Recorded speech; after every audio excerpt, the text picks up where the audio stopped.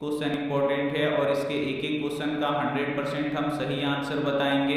तो प्लीज आप लोग इस वीडियो को एकदम शुरू से लेके अंत तक देखिएगा और इसमें से जो भी प्रश्न आपको याद ना हो तो प्लीज आप लोग उसे नोटबुक पे लिख के जरूर याद कर लीजिएगा। और इस क्वेश्चन पेपर का सेट कोड भी है, आपको कोई भी सेट कोड मिल सकता है। क्वेश्चन सेम रहेगा, बस उसका नंबरिंग अलग अलग रहेगा। और वीडियो को अभी तक आप लाइक नहीं किए तो प्लीज आप लोग वीडियो को लाइक कर दीजिएगा। चैनल को अभी तक आप सब्सक्राइब नहीं किए हैं तो चैनल को सब्सक्राइब करके साथ में बेल आइकन को ऑल पे दबा लीजिएगा, ताकि जब भी लाइव क्लास हो तो आपके पास नोटिफिकेशन पहुंचता रहे।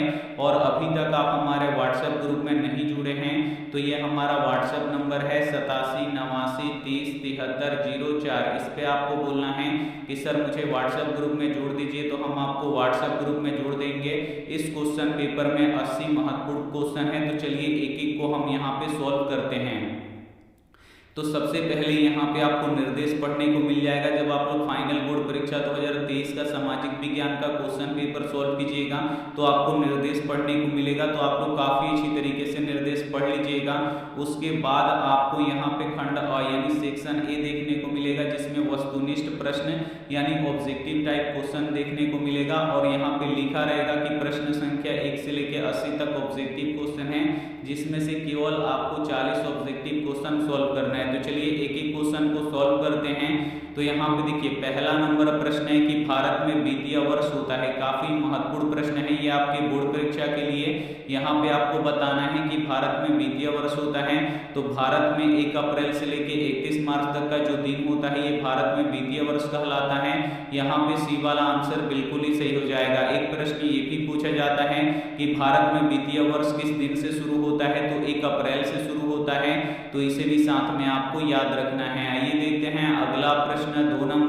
2 नंबर प्रश्न है कि बृहद क्षेत्र में जल की उपस्थिति के कारण ही पृथ्वी को कहते हैं। यहाँ पे आपको बताना है कि बृहद क्षेत्र यानी बहुत ही बड़े क्षेत्र में जल की उपस्थिति के कारण पृथ्वी को क्या कहते हैं, तो नीला ग्रह कहते हैं। इसे आपको याद रखना है। यहाँ पे बी वाला आंसर बिल्कुल ही सही हो जाएगा। एक प्रश्न ये भी पूछा जाता है कि पृथ्वी पर कितना प्रतिशत जल पाया जाता है, तो पृथ्वी पर 71% जल पाया जाता है। इसे आपको याद रखना है। एक प्रश्न ये भी पूछा जाता है कि पृथ्वी पर कितना प्रतिशत भूमि पाया जाता है, तो पृथ्वी पर 29% भूमि पाया जाता है, तो इसे भी साथ में आपको याद रखना है। आइए देखते हैं अगला प्रश्न। 3 नंबर प्रश्न है कि भारत में किस तरह के लोकतंत्र की व्यवस्था की गई है। यहाँ पे आपको बताना है कि भारत में किस तरह के लोकतंत्र की व्यवस्था की गई है, तो भारत में अप्रत्यक्ष लोकतंत्र की व्यवस्था की गई है। इसे आपको याद रखना है। यहाँ पे बी वाला आंसर बिल्कुल ही सही हो जाएगा। एक प्रश्न ये भी पूछा जाता है कि किस देश में प्रत्यक्ष लोकतंत्र है, तो स्विट्जरलैंड में प्रत्यक्ष लोकतंत्र है, तो इसे भी साथ में आपको याद रखना है। आइए देखते हैं अगला प्रश्न। 4 नंबर प्रश्न है कि भारत का कान्हा राष्ट्रीय पार्क प्रसिद्ध है। अब यहाँ पे आपको बताना है कि भारत का कान्हा राष्ट्रीय पार्क किसके लिए प्रसिद्ध है, तो ये बाघों के लिए प्रसिद्ध है। इसे आपको याद रखना है। यहाँ पे बी वाला आंसर बिल्कुल ही सही हो जाएगा। एक प्रश्न ये भी पूछा जाता है कि कान्हा राष्ट्रीय पार्क किस राज्य में स्थित है, तो ये मध्य प्रदेश राज्य में स्थित है, तो इसे भी साथ में आपको याद रखना है। आइए देखते हैं अगला प्रश्न। 5 नंबर प्रश्न है कि झारखंड का झरिया क्षेत्र में मुख्यतः क्या पाया जाता है। यहाँ पे आपको बताना है कि झारखंड के झरिया क्षेत्र में मुख्यतः क्या पाया जाता है, तो कोयला पाया जाता है। इसे आपको याद रखना है। यहाँ पे डी वाला आंसर बिल्कुल ही सही हो जाएगा। और कोयला कितने प्रकार के होते हैं, तो कोयला 4 प्रकार के होते हैं। इसे आपको याद रखना है। सबसे अच्छा कोयला होता है एंथ्रासाइड और सबसे खराब कोयला होता है पीट, तो इसे भी साथ में आपको याद रखना है। एक प्रश्न ये भी पूछा जाता है कि यूरेनियम सबसे अधिक कहाँ पे होता है, तो जादूगोड़ा में होता है। और जादूगोड़ा किस राज्य में है, तो झारखंड राज्य में है, तो इसे भी साथ में आपको याद रखना है। आइए देखते हैं अगला प्रश्न। 6 नंबर प्रश्न है कि राजनीतिक दलों की नींव सर्वप्रथम किस देश में पड़ी। यहाँ पे आपको बताना है कि राजनीतिक दलों की नींव सर्वप्रथम किस देश में पड़ी, तो ब्रिटेन में पड़ा। इसे आपको याद रखना है। यहाँ पे ए वाला आंसर बिल्कुल ही सही हो जाएगा। एक प्रश्न ये भी पूछा जाता है कि किस देश में बहुदलीय व्यवस्था है, तो अपने देश भारत में बहुदलीय व्यवस्था है। इसे आपको याद रखना है।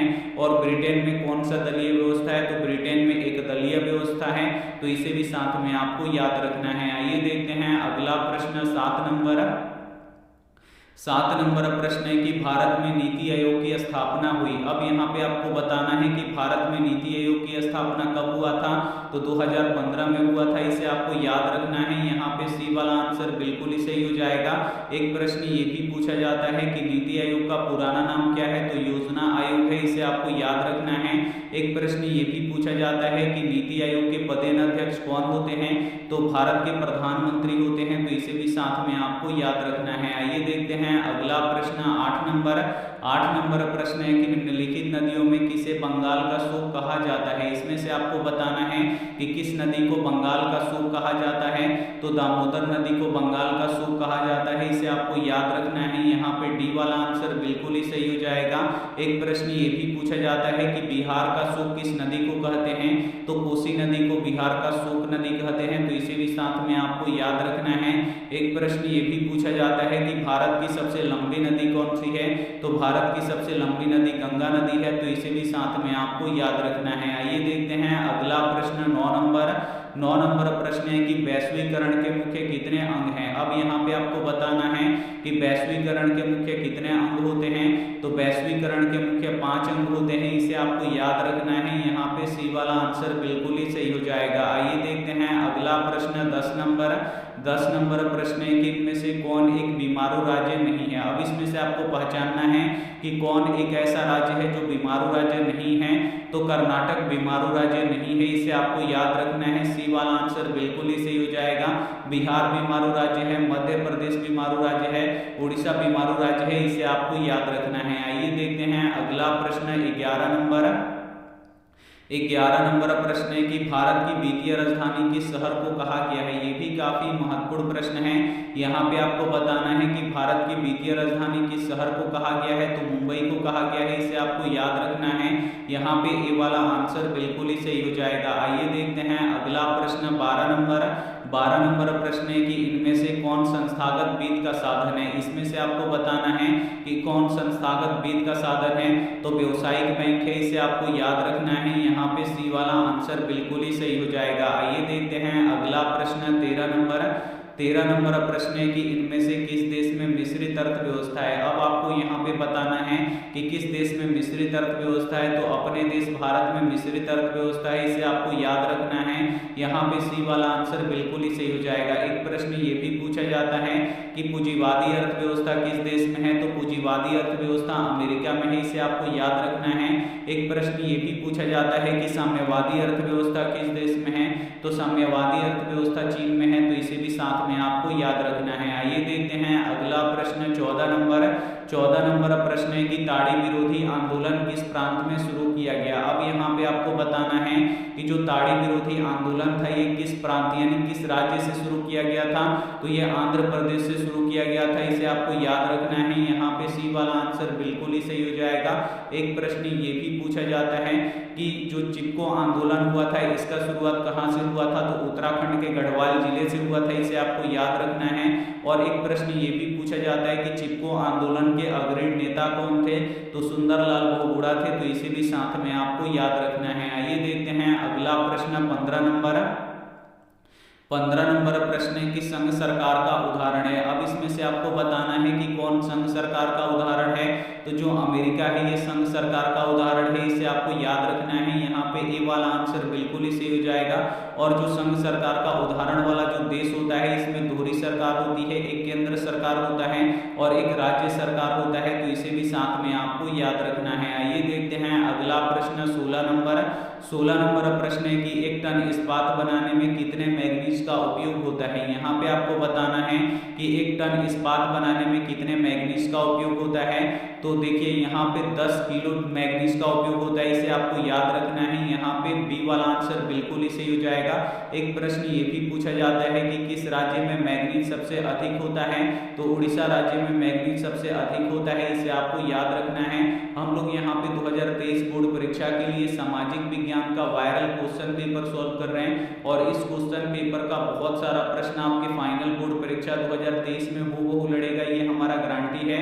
तो ये क्वेश्चन पेपर आपके लिए काफी महत्वपूर्ण है। तो प्लीज आप लोग बिल्कुल एकदम शुरू से लेकर अंत तक देखिएगा। आइए देखते हैं अगला प्रश्न 17 17 नंबर प्रश्न है कि प्राणियों के शरीर में कितना प्रतिशत जल की मात्रा निहित होती है। यहाँ पे आपको बताना है कि प्राणियों के शरीर में कितना प्रतिशत जल की मात्रा निहित होती है। तो प्राणियों में 65% जल की मात्रा निहित होती है, इसे आपको याद रखना है।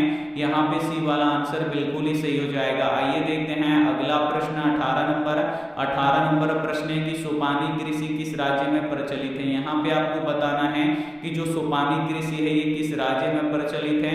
तो ये उत्तराखंड राज्य में प्रचलित है, इसे आपको याद रखना है। यहाँ पे डी वाला आंसर बिल्कुल ही सही हो जाएगा। एक प्रश्न ये भी पूछा जाता है कि सोपानी कृषि कहाँ पे किया जाता है। तो जो पहाड़ी क्षेत्र होते हैं उस पे सोपानी कृषि किया जाता है, तो इसे भी साथ में आपको याद रखना है। आइए देखते हैं अगला प्रश्न 19 नंबर प्रश्न है कि किसने कहा मुद्रण ईश्वर की दी हुई महत्तम देन है, सबसे बड़ा तोहफा है। यहाँ पे आपको बताना है कि किसने कहा मुद्रण ईश्वर की दी हुई महत्तम देन है, सबसे बड़ा तोहफा है। तो मार्टिन लूथर किंग ने कहा था, इसे आपको याद रखना है। यहाँ पे बी वाला आंसर बिल्कुल ही सही हो जाएगा। एक प्रश्न ये भी पूछा जाता है कि आधुनिक छापखाना का आविष्कार किसने किया था। तो आधुनिक छापखाना का आविष्कार गुटेनबर्ग ने किया था, और गुटेनबर्ग का जन्म कहाँ पे हुआ था, तो जर्मनी में हुआ था। तो इसे भी साथ में आपको याद रखना है। आइए देखते हैं अगला प्रश्न 20 नंबर प्रश्न है कि किस पत्र ने रातों रात वर्नाक्यूलर प्रेस एक्ट से बचने के लिए अपनी भाषा बदल दिया। यहाँ पे आपको बताना है कि किस पत्र ने रातों रात वर्नाक्यूलर प्रेस एक्ट से बचने के लिए अपना भाषा बदल दिया। तो अमृत बाजार पत्रिका ने बदल दिया, इसे आपको याद रखना है। सी वाला आंसर बिल्कुल ही सही हो जाएगा। एक प्रश्न ये भी पूछा जाता है कि जो हरिजन पत्रिका है इसका संपादन किसने किया था। काफी महत्वपूर्ण प्रश्न है। तो हरिजन पत्रिका का संपादन किसने किया था बाबू, तो महात्मा गांधी जी ने किया था, इसे आपको याद रखना है। आइए देखते हैं अगला प्रश्न 21 नंबर प्रश्न है कि प्राचीन काल में किस स्थल मार्ग से एशिया और यूरोप का व्यापार होता था। यहाँ पे आपको बताना है कि प्राचीन काल में किस स्थल मार्ग से एशिया और यूरोप का व्यापार होता था। तो रेशम मार्ग के द्वारा होता था, इसे आपको याद रखना है। यहाँ पे बी वाला आंसर बिल्कुल ही सही हो जाएगा। एक प्रश्न ये भी पूछा जाता है कि रेशम मार्ग कहाँ से शुरू होता था। तो जो रेशम मार्ग था ये चीन से शुरू होता था, इसे आपको याद रखना है। आइए देखते हैं अगला प्रश्न 22 नंबर प्रश्न है कि कौन सा सामाजिक वर्ग बुद्धिजीवी वर्ग के रूप में उभर कर आया। काफी महत्वपूर्ण प्रश्न है। यहाँ पे आपको बताना है कि कौन सा सामाजिक वर्ग बुद्धिजीवी वर्ग के रूप में उभर कर आया। तो मध्यम वर्ग आया, इसे आपको याद रखना है। यहाँ पे डी वाला आंसर बिल्कुल ही सही हो जाएगा। आइए देखते हैं अगला प्रश्न 23 नंबर प्रश्न है कि हिंद चीन पहुंचने वाले प्रथम व्यापारी कौन थे। यहाँ पे आपको बताना है कि हिंद चीन पहुंचने वाले प्रथम व्यापारी कौन थे। तो पुर्तगाली थे, इसे आपको याद रखना है। यहाँ पे सी वाला आंसर बिल्कुल ही सही हो जाएगा। एक प्रश्न ये भी पूछा जाता है कि हिंद चीन क्षेत्र में कौन कौन से देश आते थे। तो लाओस, कंबोडिया और वियतनाम आते थे, इसे आपको याद रखना है। आइए देखते हैं अगला प्रश्न 24 नंबर प्रश्न है कि रक्त एवं लौ की नीति का अवलंबन किसने किया। यहाँ पे आपको बताना है कि रक्त एवं लौ की नीति का अवलंबन किसने किया था बाबू। तो बिस्मार्क ने किया था, इसे आपको याद रखना है। यहाँ पे सी वाला आंसर बिल्कुल ही सही हो जाएगा। एक प्रश्न ये भी पूछा जाता है कि यंग इटली और यंग यूरोप का स्थापना किसने किया था। तो यंग इटली और यंग यूरोप का स्थापना किसने किया था। तो मेजनी ने किया था, तो इसे भी साथ में आपको याद रखना है। आइए देखते हैं अगला प्रश्न 25 नंबर प्रश्न है कि लेनिन की मृत्यु कब हुई। काफी महत्वपूर्ण प्रश्न है। यहाँ पे आपको बताना है कि लेनिन की मृत्यु कब हुई। तो 1924 ईस्वी में हुई, इसे आपको याद रखना है। यहाँ पे डी वाला आंसर बिल्कुल ही सही हो जाएगा। एक प्रश्न ये भी पूछा जाता है कि नई आर्थिक नीति के जन्मदाता कौन है। काफी महत्वपूर्ण प्रश्न है। यहाँ पे आपसे पूछा जाता है कि नई आर्थिक नीति के जन्मदाता कौन है बाबू। तो लेनिन है, इसे आपको याद रखना है। आइए देखते हैं अगला प्रश्न 26 नंबर प्रश्न है कि दास कैपिटल के लेखक कौन थे। यहाँ पे आपको बताना है कि दास कैपिटल के लेखक कौन थे। तो दास कैपिटल के लेखक कार्ल मार्क्स थे, इसे आपको याद रखना है। यहाँ पे सी वाला आंसर बिल्कुल ही सही हो जाएगा। एक प्रश्न ये भी पूछा जाता है कि दास कैपिटल का प्रकाशन कब हुआ था। तो 1867 ईस्वी में हुआ था, तो इसे भी साथ में आपको याद रखना है। आइए देखते हैं अगला प्रश्न 27 नंबर प्रश्न है कि रूस में कृषक दास प्रथा का अंत कब हुआ। ये भी काफी महत्वपूर्ण प्रश्न है। यहाँ पे आपको बताना है कि रूस में दास त्रिशक प्रथा का अंत कब हुआ, तो 1861 में हुआ, इसे आपको याद रखना है। यहाँ पे ए वाला आंसर बिल्कुल ही सही हो जाएगा। एक प्रश्न ये भी पूछा जाता है कि रूस का विघटन कब हुआ, तो रूस का विघटन कब हुआ बाबू, 1991 में हुआ, तो इसे भी साथ में आपको याद रखना है। आइए देखते हैं अगला प्रश्न 28 नंबर प्रश्न है कि जनेवा समझौता कब हुआ। काफी महत्वपूर्ण क्वेश्चन है ये आपकी बोर्ड परीक्षा के लिए। यहाँ पे आपको बताना है कि जनेवा समझौता कब हुआ, तो जनेवा समझौता बाबू कब हुआ था, 1954 में हुआ था, इसे आपको याद रखना है। यहाँ पे सी वाला आंसर बिल्कुल ही सही हो जाएगा। एक प्रश्न ये भी पूछा जाता है कि जनेवा समझौता में किस देश को दो भागों में बांट दिया गया, तो जनेवा समझौता को वियतनाम को दो भागों में बांट दिया गया, उत्तरी वियतनाम और दक्षिणी वियतनाम, तो इसे भी साथ में आपको याद रखना है। आइए देखते हैं अगला प्रश्न 29 नंबर प्रश्न है कि रंपा विद्रोह कब हुआ। काफी महत्वपूर्ण प्रश्न है ये आपके बोर्ड परीक्षा के लिए। यहाँ पे आपको बताना है कि रंपा विद्रोह कब हुआ था, तो रंपा विद्रोह 1916 में हुआ था, इसे आपको याद रखना है। यहाँ पे ए वाला आंसर बिल्कुल ही सही हो जाएगा। आइए देखते हैं अगला प्रश्न 30 नंबर प्रश्न है कि भूमंडलीकरण की शुरुआत किस दशक में हुई। काफी महत्वपूर्ण प्रश्न है ये आपकी बोर्ड परीक्षा के लिए। यहाँ पे आपको बताना है कि भूमंडलीकरण की शुरुआत किस दशक में हुई, तो 1990 के दशक में हुआ, इसे आपको याद रखना है। यहाँ पे ए वाला आंसर बिल्कुल ही सही हो जाएगा। आइए देखते हैं अगला प्रश्न 31 नंबर प्रश्न है कि भारत में पहला छपखाना किन लोगों ने खोला। काफी महत्वपूर्ण प्रश्न है। यहाँ पे आपको बताना है कि भारत में पहला छपखाना किन लोगों ने खोला, तो पुर्तगालियों ने खोला, इसे आपको याद रखना है। यहाँ पे ए वाला आंसर बिल्कुल ही सही हो जाएगा। एक प्रश्न ये भी पूछा जाता है कि भारत में पहला छपखाना कहाँ पे खुला था, तो गोवा में खुला था, इसे आपको याद रखना है। और देखिए यहाँ पे अगला जो क्वेश्चन पूछा जाता है वो पूछा जाता है कि भारत के किस राज्य की प्रति व्यक्ति आय सबसे अधिक है, तो गोवा राज्य की प्रति व्यक्ति आय सबसे अधिक है और बिहार राज्य की जो प्रति व्यक्ति आय है ये सबसे कम है, तो इसे भी साथ में आपको याद रखना है। आइए देखते हैं अगला प्रश्न 32 नंबर प्रश्न है कि क्षेत्रवाद की भावना का एक कुपरिमाण है। यहाँ पे आपको बताना है कि क्षेत्रवाद की भावना का एक कुपरिमाण क्या है, तो अलगाववाद है, इसे आपको याद रखना है। यहाँ पे डी वाला आंसर बिल्कुल ही सही हो जाएगा। आइए देखते हैं अगला प्रश्न 33 नंबर प्रश्न है कि भारत में संविधान के 8वीं अनुसूची में कितनी भाषाएं हैं। काफी महत्वपूर्ण प्रश्न है। यहाँ पे आपको बताना है कि भारत के संविधान के 8वीं अनुसूची में कितनी भाषाएं हैं, तो 22 भाषाएं हैं, इसे आपको याद रखना है। यहाँ पे सी वाला आंसर बिल्कुल ही सही हो जाएगा। आइए देखते हैं अगला प्रश्न 34 नंबर प्रश्न है कि बिहार में पंचायती राज संस्थाएं हैं। यहाँ पे आपको बताना है कि बिहार में पंचायती राज संस्थाएं कितनी स्तरीय हैं, तो 3 स्तरीय हैं, इसे आपको याद रखना है। यहाँ पे सी वाला आंसर बिल्कुल ही सही हो जाएगा। एक प्रश्न ये भी पूछा जाता है कि कहाँ पे महिलाओं को 50% आरक्षण की व्यवस्था है, तो इसी पंचायती राज संस्थाओं में बिहार की महिलाओं को 50% आरक्षण की व्यवस्था है, इसे आपको याद रखना है। और जहाँ यहाँ पे देखिए बिहार में जो पंचायती राज होता है इसका कार्यकाल कितने वर्षों का होता है, तो 5 वर्षों का होता है, तो इसे भी साथ में आपको याद रखना है। और आज हम लोग 2023 बोर्ड परीक्षा के लिए सामाजिक विज्ञान का वायरल क्वेश्चन पेपर पढ़ रहे हैं और इस क्वेश्चन पेपर का बहुत सारा प्रश्न आपके फाइनल बोर्ड परीक्षा 2023 में हूबहू लड़ेगा, ये हमारा गारंटी है।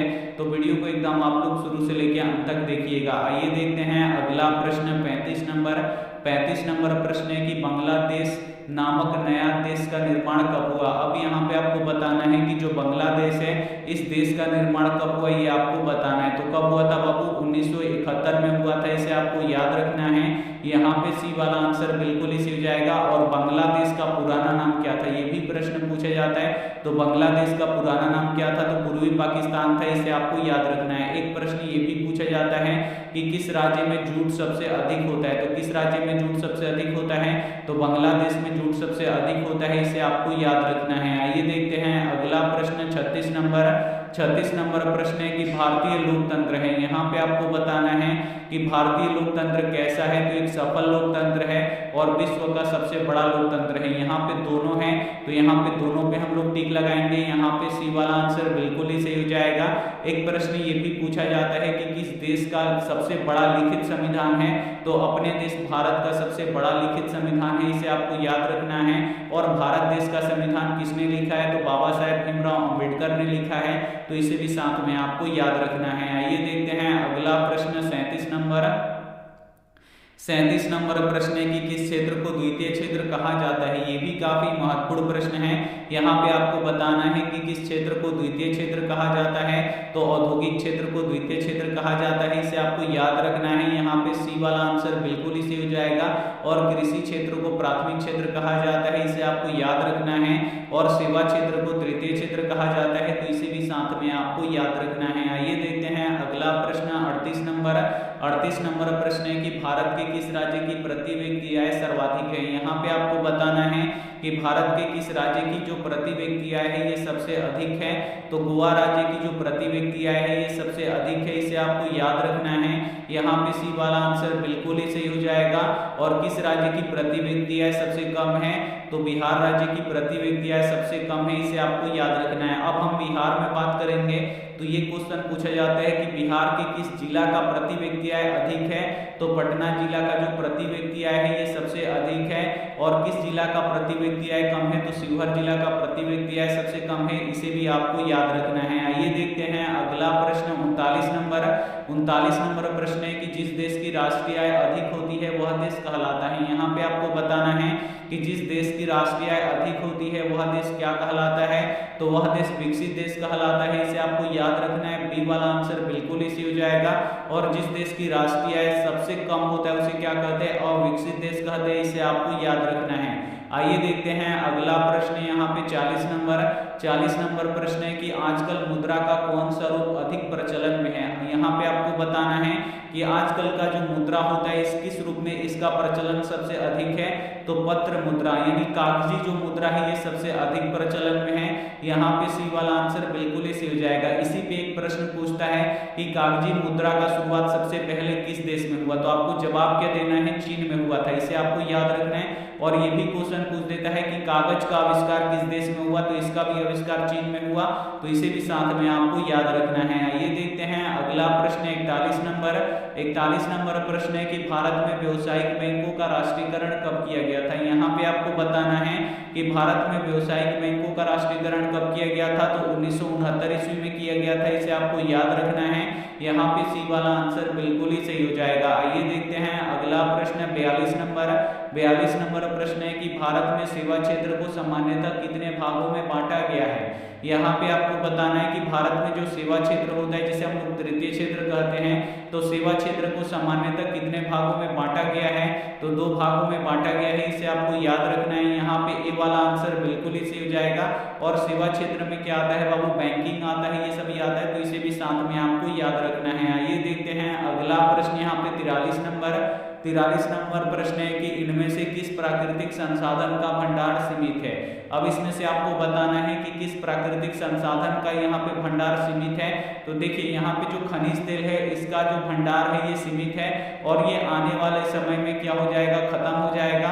और ये जब एक बार खत्म हो जाएगा तो इसे हम दोबारा नहीं बना सकते, इसे आपको याद रखना है। आइए देखते हैं अगला प्रश्न 44 नंबर प्रश्न है कि भाखड़ा नांगल परियोजना किस नदी पर अवस्थित है। यहाँ पे आपको बताना है कि भाखड़ा नांगल परियोजना किस नदी पर स्थित है बाबू, तो जो भाखड़ा नांगल परियोजना है ये सतलज नदी पर स्थित है, इसे आपको याद रखना है।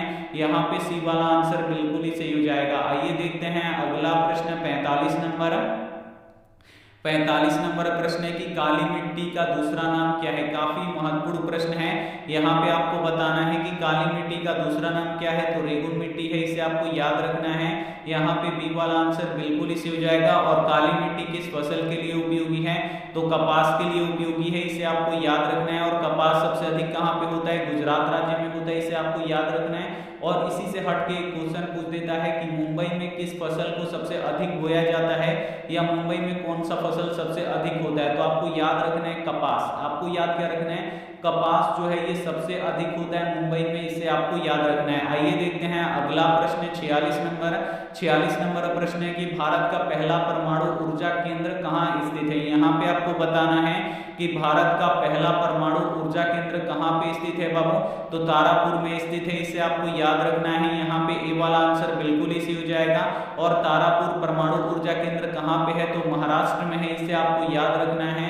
और दूसरा क्वेश्चन पूछा जाता है कि नरौरा परमाणु ऊर्जा केंद्र कहाँ पे स्थित है, तो ये उत्तर प्रदेश राज्य में स्थित है, इसे आपको याद रखना है। और कलपक्कम कहाँ पे है बाबू, तो ये कर्नाटका में स्थित है, इसे आपको याद रखना है। और राणा प्रताप सागर ये कहाँ पे है बाबू परमाणु ऊर्जा केंद्र, तो ये राजस्थान में है, तो इसे भी साथ में आपको याद रखना है। चारों का चारों आपको याद रख लेना है, कोई भी एक प्रश्न आपके फाइनल बोर्ड परीक्षा 2023 में आएगा। और आज की इस वीडियो में हम लोग क्या पढ़ रहे हैं, फाइनल बोर्ड परीक्षा 2023 के लिए सामाजिक विज्ञान का वायरल क्वेश्चन पेपर। अगर वायरल क्वेश्चन पेपर आप लोग पढ़ लीजिएगा तो 80 से 90% क्वेश्चन यहाँ इसी वायरल प्रश्न से आपके फाइनल बोर्ड परीक्षा में एकदम हूबहू लड़ जाएगा, तो आप लोग एकदम मन लगा के पढ़ाई कीजिए। अगला क्वेश्चन देखिए, अगला क्वेश्चन है यहाँ पे 47 नंबर के, विश्व में चाय का सबसे बड़ा उत्पादक देश कौन सा है। यहाँ पे आपको बताना है कि विश्व में सबसे बड़ा चाय का उत्पादक देश कौन सा है, तो चीन है, इसे आपको याद रखना है। यहाँ पे बी वाला ऑप्शन बिल्कुल इसे हो जाएगा। और भारत का कौन सा स्थान है, तो भारत का स्थान दूसरा है, इसे आपको याद रखना है। अब यहीं पे बात की जाए कॉफी का, तो कॉफी सबसे अधिक किस देश में होता है, तो अपने देश भारत में होता है। और भारत में किस प्रकार की कॉफी उगाई जाती है, तो अरेबिका कॉफी उगाई जाती है। और जो अरेबिका कॉफी होता है ये कॉफी का सबसे उत्तम किस्म होता है, इसे आपको याद रखना है। आइए देखते हैं अगला प्रश्न 48 नंबर। 48 नंबर प्रश्न है कि चूना पत्थर का उपयोग किस उद्योग में होता है। यहाँ पे आपको बताना है कि चूना पत्थर का उपयोग किस उद्योग में होता है, तो जो चूना पत्थर होता है इसका उपयोग सीमेंट उद्योग में होता है, इसे आपको याद रखना है। यहाँ पे ए वाला आंसर बिल्कुल इसे हो जाएगा। और चूना पत्थर किस राज्य में सबसे अधिक होता है, ये क्वेश्चन पूछा जाता है, तो ये राजस्थान में सबसे अधिक होता है, इसे आपको याद रखना है। आइए देखते हैं अगला प्रश्न 49 नंबर। 49 नंबर प्रश्न है कि कांवर झील स्थित है। यहाँ पे आपको बताना है कि जो कांवर झील है ये कहाँ पे स्थित है, तो कांवर झील बाबू कहाँ पे स्थित है, तो ये बेगूसराय जिला में स्थित है, इसे आपको याद रखना है। यहाँ पे सी वाला आंसर बिल्कुल ही सही हो जाएगा। आइए देखते हैं अगला प्रश्न 50 नंबर। 50 नंबर प्रश्न है कि निम्नलिखित में से कौन प्राकृतिक आपदा है। अब इसमें से आपको बताना है कि कौन एक प्राकृतिक आपदा है, तो जो आग लगता है ये मनुष्य की गलती के कारण से आग लगता है, तो ये मानवकृत आपदा हुआ। बम विस्फोट कौन करता है, मानव करता है, तो ये भी मानव के द्वारा होता है, तो ये मानवकृत आपदा हुआ। रासायनिक दुर्घटना भी मानव के कारण से होता है, तो ये भी मानवकृत आपदा हुआ।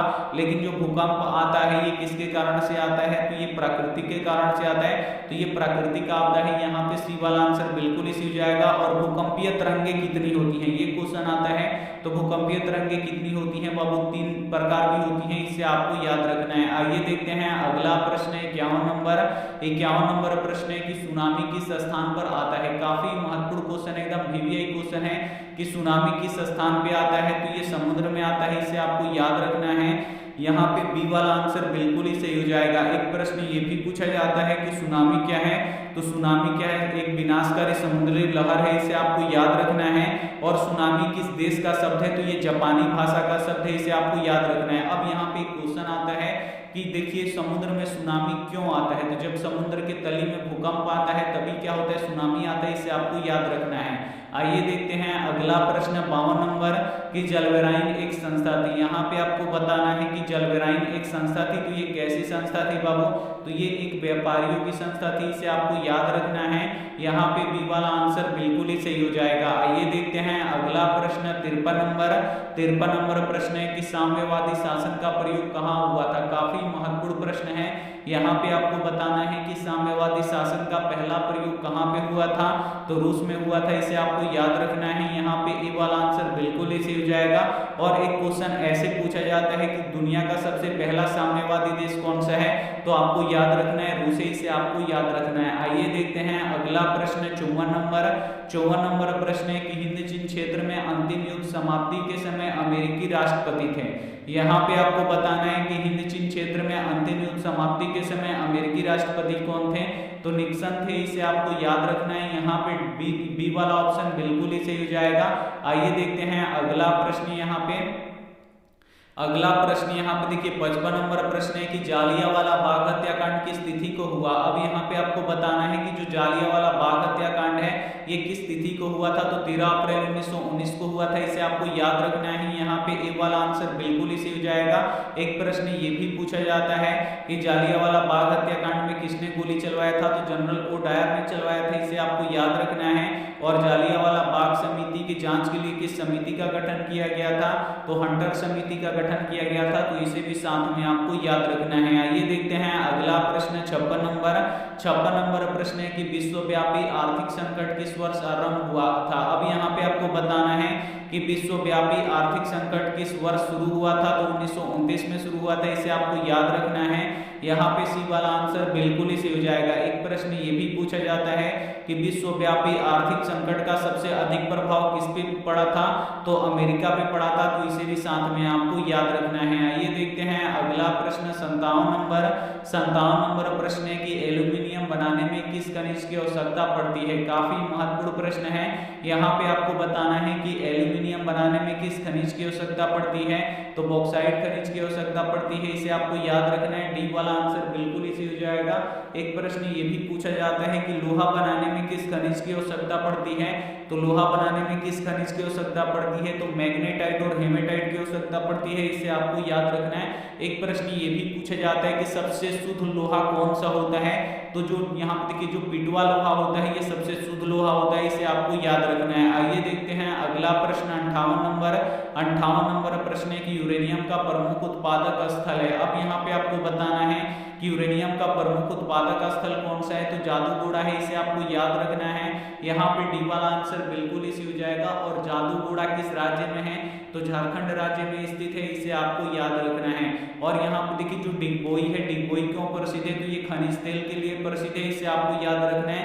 और झरिया क्षेत्र किसके लिए प्रसिद्ध है बाबू, तो जो झरिया क्षेत्र है ये कोयला के लिए प्रसिद्ध है, इसे आपको याद रखना है। आइए देखते हैं अगला प्रश्न 59 नंबर प्रश्न है कि भारत में किस राज्य में सौर ऊर्जा के विकास की सर्वाधिक संभावनाएं हैं। यहाँ पे आपको बताना है कि भारत के किस राज्य में सौर ऊर्जा के विकास की सर्वाधिक संभावनाएं हैं, तो राजस्थान में है, इसे आपको याद रखना है।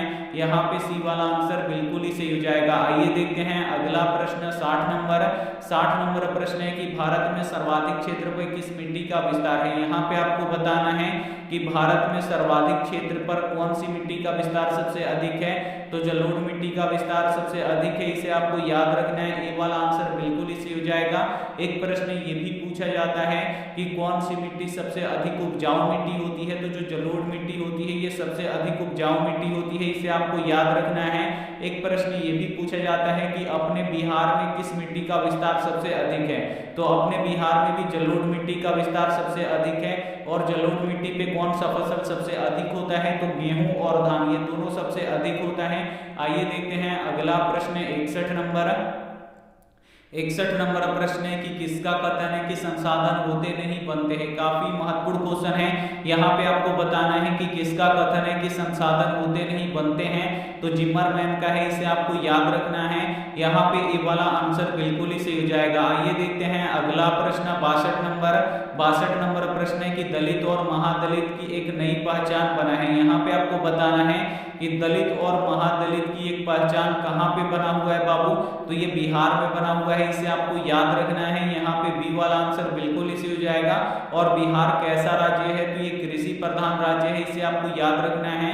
बिहार के 80% लोग कृषि कार्य से जुड़े हैं, तो इसे भी साथ में आपको याद रखना है। आइए देखते हैं अगला प्रश्न 63 नंबर प्रश्न है कि नस्ल का आधार है। यहाँ पे आपको बताना है कि नस्ल का आधार क्या है, तो नस्ल का आधार क्या है बाबू, जीव शास्त्र है, इसे आपको याद रखना है। यहाँ पे ए वाला आंसर बिल्कुल ही सही हो जाएगा। आइए देखते हैं अगला प्रश्न 64 नंबर प्रश्न है कि बिहार में संपूर्ण क्रांति का नेतृत्व निम्नलिखित में से किसने किया। यहाँ पे आपको बताना है कि बिहार में संपूर्ण क्रांति का नेतृत्व किसने किया था, तो जयप्रकाश नारायण जी ने किया था, इसे आपको याद रखना है। डी वाला आंसर बिल्कुल ही सही हो जाएगा। आइए देखते हैं अगला प्रश्न 65 नंबर प्रश्न है कि नरेगा एक कार्यक्रम है। यहाँ पे आपको बताना है कि नरेगा एक कार्यक्रम है, तो जो नरेगा है ये राष्ट्रीय स्तर का कार्यक्रम है और भारत में नरेगा एक ऐसा कार्यक्रम है जिसमें सबसे अधिक रोजगार मिलता है, तो यहाँ पे ए वाला आंसर बिल्कुल इसी हो जाएगा। और जो नरेगा है इसमें ग्रामीण मजदूरों को साल में कम से कम 100 दिनों का रोजगार मिलता है, तो इसे भी साथ में आपको याद रखना है। आइए देखते हैं अगला प्रश्न 66 नंबर प्रश्न है कि भारतीय कृषि, यहाँ पे देखिए भारतीय रिजर्व बैंक की स्थापना कब हुई। अब यहाँ पे आपको बताना है कि जो भारतीय रिजर्व बैंक है इसका स्थापना कब हुआ था, तो 1 अप्रैल 1935 को हुआ था, इसे आपको याद रखना है। बी वाला आंसर बिल्कुल इसी हो जाएगा। और भारतीय रिजर्व बैंक का मुख्यालय कहाँ पे है? मुंबई में है।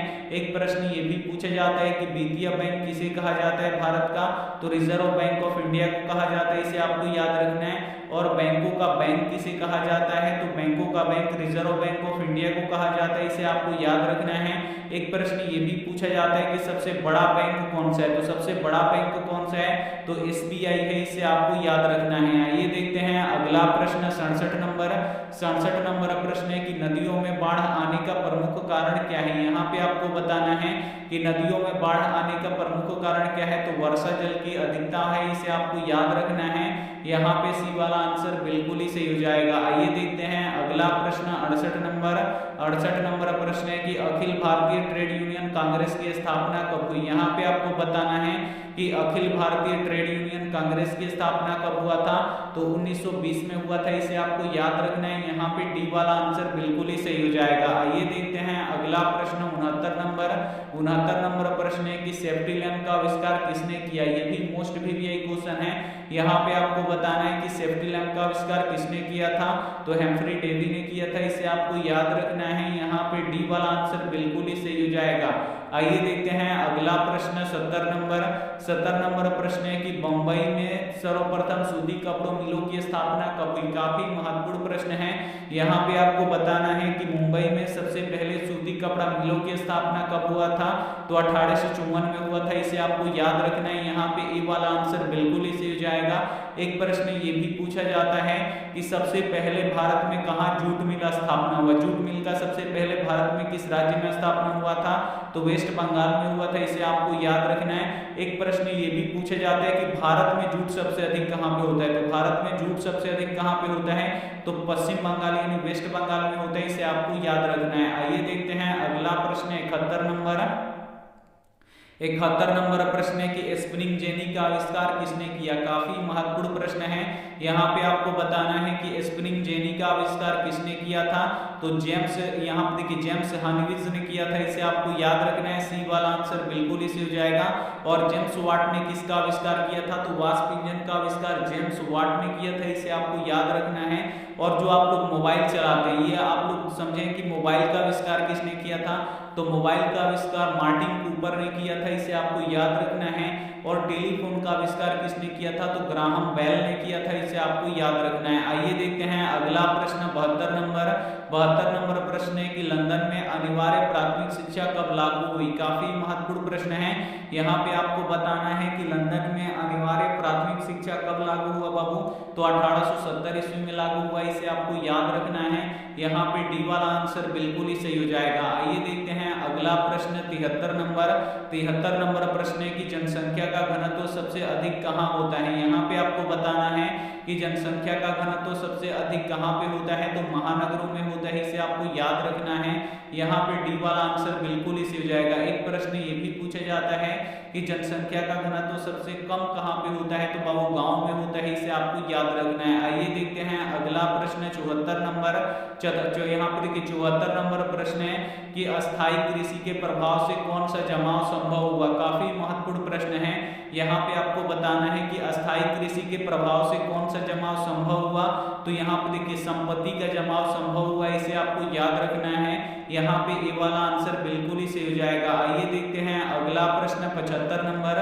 75 नंबर प्रश्न है कि इंडिका किसकी रचना है? अब यहाँ पे आपको बताना है कि जो इंडिका पुस्तिका है इसको किसने लिखा था? तो मेगास्थनीज ने लिखा था, इसे आपको याद रखना है। बी वाला आंसर बिल्कुल ही सही हो जाएगा। और जो मेगास्थनीज था ये किसके समय में भारत आया था? तो ये चंद्रगुप्त मौर्य के शासनकाल में भारत आया था, इसे आपको याद रखना है। आइए देखते हैं अगला प्रश्न 76 नंबर। 76 नंबर प्रश्न है कि पाटलिपुत्र किसके समय में मगध की राजधानी बनी? यहाँ पे आपको बताना है कि जो पाटलिपुत्र है ये किसके समय में मगध की राजधानी बनी? तो उदयन के समय में ये मगध की राजधानी बनी, इसे आपको याद रखना है। डी वाला आंसर बिल्कुल इसी हो जाएगा। और पाटलिपुत्र का नया नाम क्या है बाबू? तो पटना है, इसे आपको याद रखना है। आइए देखते हैं अगला प्रश्न 77 नंबर। 77 नंबर प्रश्न है कि विश्व में सर्वप्रथम भूमिगत रेल का आरंभ कब हुआ? काफी महत्वपूर्ण प्रश्न है। यहाँ पे आपको बताना है कि विश्व में सर्वप्रथम भूमिगत रेल सबसे पहले कब चला था, तो बाबू कब चला था इसे आपको याद रखना है, 1863 में चला था। कब चला था, तो 1863 में चला था। यहाँ पे डी वाला आंसर बिल्कुल इसी हो जाएगा। और कहाँ पे चला था, तो लंदन में चला था, इसे आपको याद रखना है। आइए देखते हैं अगला प्रश्न 78 नंबर। 78 नंबर प्रश्न है कि दुनिया का सबसे बड़ा शहर कौन सा है। काफी महत्वपूर्ण प्रश्न है। यहाँ पे आपको बताना है कि दुनिया का सबसे बड़ा शहर कौन सा है, तो दुनिया का सबसे बड़ा शहर लंदन शहर है, इसे आपको याद रखना है। यहाँ पे बी वाला आंसर बिल्कुल इसे हो जाएगा। एक प्रश्न ये भी पूछा जाता है कि दुनिया का सबसे आधुनिक शहर कौन सा है, तो लंदन शहर है, इसे आपको याद रखना है। आइए देखते हैं अगला प्रश्न 79 नंबर। 79 नंबर प्रश्न है कि यूरोपवासी को यहाँ पे देखिए, यूरोपवासियों के लिए किस देश का साहित्य एवं ज्ञान विज्ञान प्रेरणा स्रोत रहा। यहाँ पे आपको बताना है कि यूरोपवासियों के लिए किस देश का साहित्य एवं ज्ञान विज्ञान प्रेरणा स्रोत रहा, तो यूनान का रहा, इसे आपको याद